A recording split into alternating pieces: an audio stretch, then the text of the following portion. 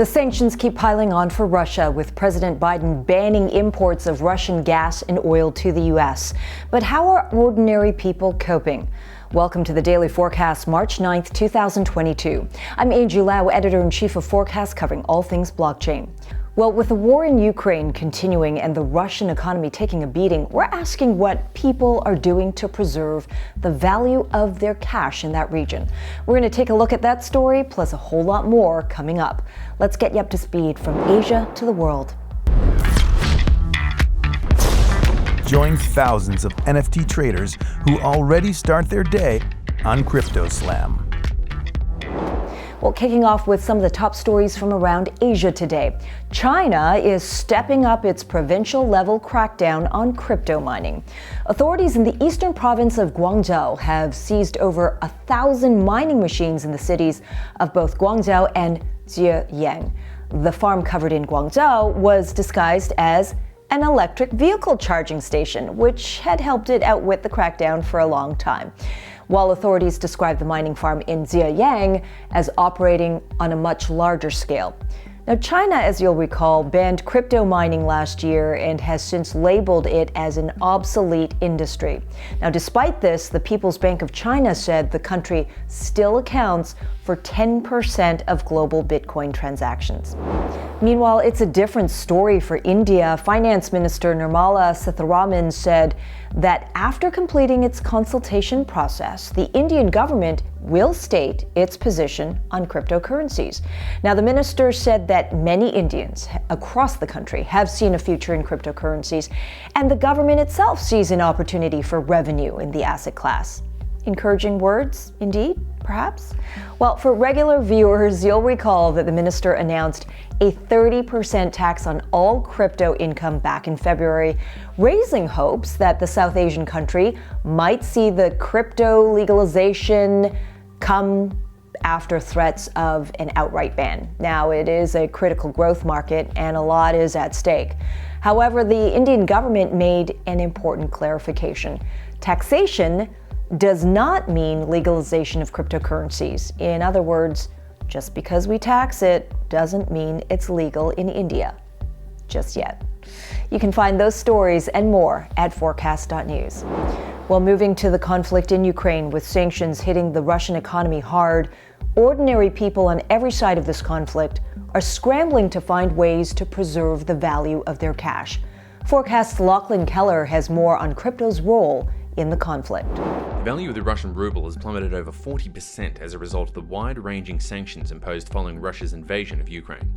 While one source described the decision to exclude certain banks from the global banking communication platform SWIFT as being like a financial nuclear bomb.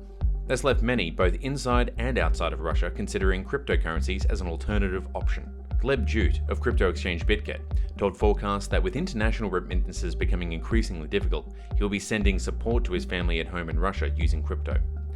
Jute recently fled from Russia to Turkey to avoid the worst impact of the currency devaluation, and says that even his 82-year-old grandmother is now using Bitcoin. And they aren't the only ones, with Jute telling us that people who are not into crypto at all are now considering how to get Bitcoin, Ethereum or USDT in order to save some of their money before Russia enters a period of extreme hyperinflation.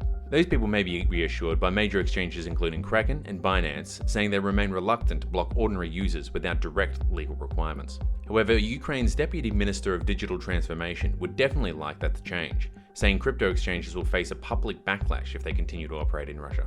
Speaking to Reuters, Alex Bornyakov reiterated the call made by the ministry for a blanket ban in February, going on to say that private businesses decide for themselves where they stand, and which values they support and how it's going to benefit them.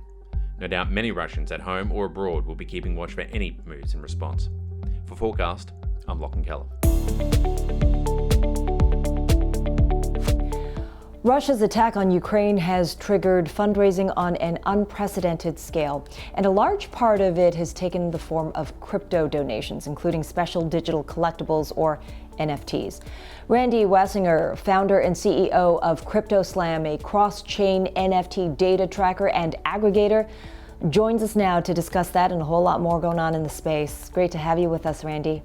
Thanks for having me on, Angie. All right, we're seeing crypto donations to Ukraine. It's in the multi-millions of dollars now. It's just going north and north and rising as we speak. And this, interestingly enough, includes a $200,000 CryptoPunk NFT sent to the Ukrainian government's ETH account.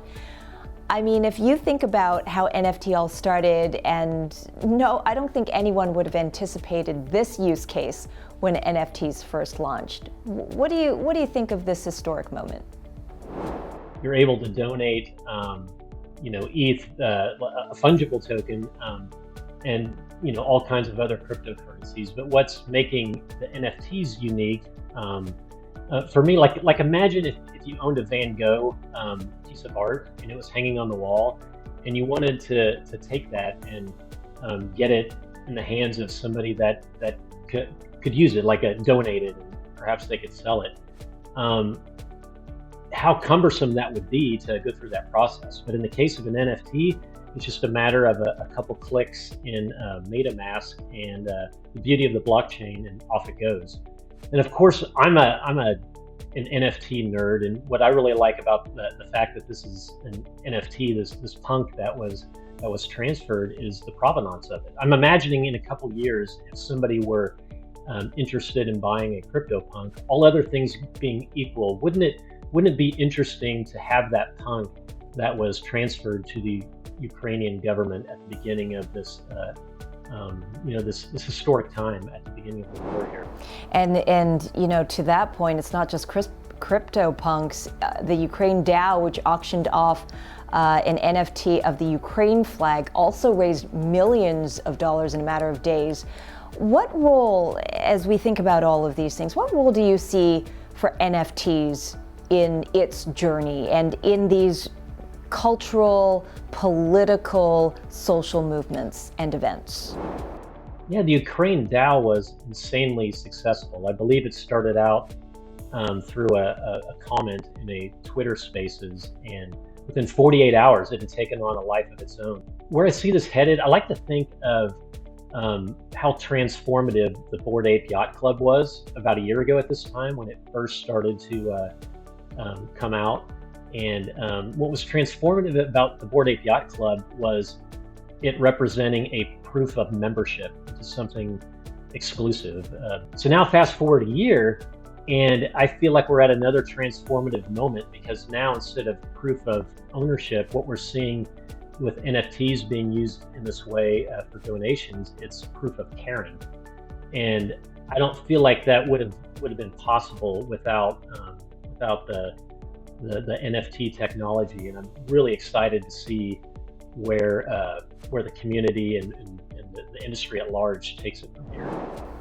And it will be very interesting to see what kind of interest this next move is going to have. Ukraine's Minister of Digital Transformation announced just a few days ago that they will be releasing NFTs to support Ukrainian armed forces soon.